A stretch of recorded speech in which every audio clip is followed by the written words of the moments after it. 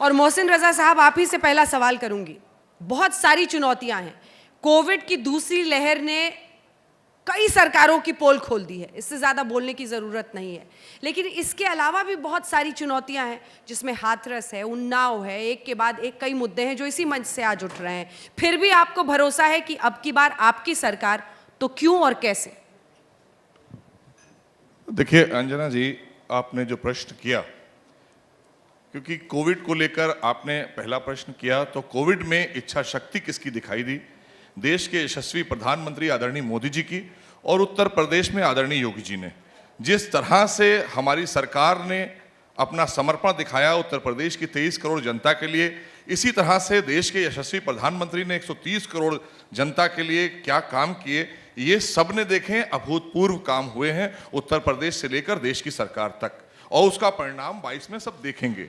हम चुनाव मोड से कभी बाहर नहीं हुए। भारतीय जनता पार्टी देश के लिए समर्पित पार्टी है, भारतीय जनता के लिए काम करती है। हम किसी परिवार, किसी निजी स्वार्थ के लिए सरकार में नहीं आते हैं, इसलिए हमारे सामने कोई संशय या शंका नहीं है कि हम सरकार फिर से बनाएंगे कि नहीं बनाएंगे। ये वो लोग तय करें जो सरकार से बाहर हैं, और वो क्या कहकर सरकार जनता के बीच में जाएंगे ये वो बताएं जनता को। मैं ये जानना चाहता हूं कि जिनके कार्यकाल में भ्रष्टाचार, गुंडाराज, बलात्कार क्या नहीं हुआ है। आप एक हाथरस और उसकी बात कर रही हैं। हमारी सरकार में, आदरणीय योगी जी की सरकार में तुरंत कार्रवाई हुई है, कानून का राज स्थापित हुआ है, भ्रष्टाचार पर अंकुश लगा है, देश से लेकर उत्तर प्रदेश तक। तो हमने जो अभूतपूर्व कार्य किए हैं, हमें पूरा इत्मीनान है, पूरे यकीन के साथ हम कह सकते हैं प्रदेश की जनता ईमानदारी के साथ में अगर निर्णय करेगी तो हम प्रचंड बहुमत लेकर फिर से वापस सरकार में उत्तर प्रदेश में आएंगे। आराधना जी, एक बार शुरुआती कमेंट सबसे लेते हैं, फिर इलेक्शन मोड पे जरा इनसे पूछा जाएगा कि सरकार का इलेक्शन मोड में रहना कितना अच्छा है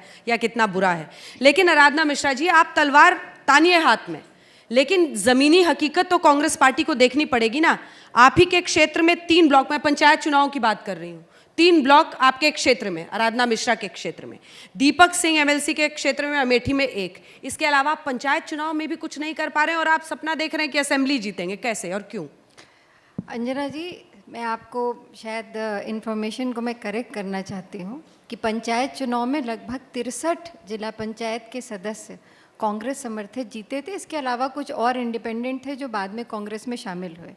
मैं सिर्फ इतना कहना चाहूँगी कि बहुत लंबा समय रहा है, हम सत्ता से बाहर हैं, इससे हम इनकार नहीं कर सकते, और ये जनता का विश्वास और अविश्वास की बात थी।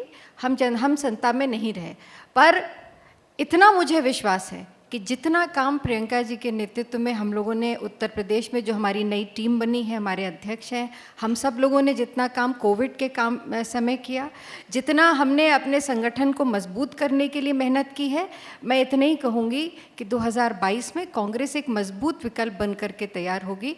इससे ज़्यादा और कुछ समय बताएगा, इसको उत्तर प्रदेश की जनता जवाब देगी इसका। इंद्रजीत जी, माइक उठाइए। 20 दिन योगी जी घूमे पूरा कोविड मैनेजमेंट के वक्त पर, और आरोपी लगा कि अखिलेश जी तो उन दिनों दिखे ही नहीं। अब जब स्थितियां सामान्य हुई हैं तो उनकी भी साइकिल रैली निकल रही है। एएमयू जाने से लेकर अलग अलग जगहों पर उनकी उपस्थिति दिखी।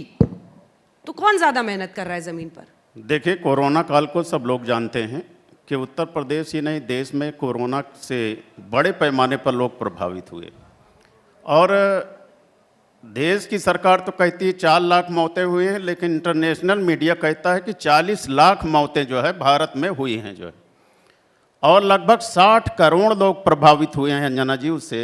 और कोरोना काल में मुख्यमंत्री जी को उत्तर प्रदेश में रहना चाहिए, प्रधानमंत्री जी को बनारस में रहना चाहिए, लेकिन वो लोग पश्चिम बंगाल घूम रहे थे और यहाँ उत्तर प्रदेश का ख्याल नहीं कर रहे थे। जो लाशों के लिए कफन नहीं मिल रहे थे, लकड़ी जलाने के लिए लकड़ियां नहीं मिल रही थी जो है, टोकन के लिए मारा मारी थी जो है, और मुर्दों के ऊपर से कफन की चोरी हो रही थी जो है। इससे शर्मनाक क्या हो सकता है? इन सब मुद्दों को लेकर के समाजवादी पार्टी जाएगी जनता के बीच में, चाहे कोरोना का कुप्रबंधन है, चाहे बेरोजगारी का मुद्दा है, चाहे आरक्षण का मुद्दा है, और इन मुद्दों को ले जा करके जनता के बीच में जाएंगे। और जहां तक अखिलेश जी की बात है, अखिलेश जी के निर्देश पर जगह जगह पर स्टॉल लगाए गए, खाना बांटा गया जो है, कोरोना के लोगों को जो है इंतजाम किया गया जो है, लेकिन सरकार विफल रही।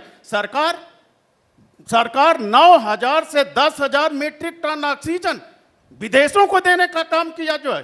62 लाख वैक्सीन विदेशों में सप्लाई करने का काम किया, भारतवासियों के साथ अनदेखी करने का काम किया है। उत्तर प्रदेश की जनता जान चुकी है और अखिलेश जी का नाम याद कर रही है। अखिलेश जी की ही सरकार उत्तर प्रदेश में बनेगी जो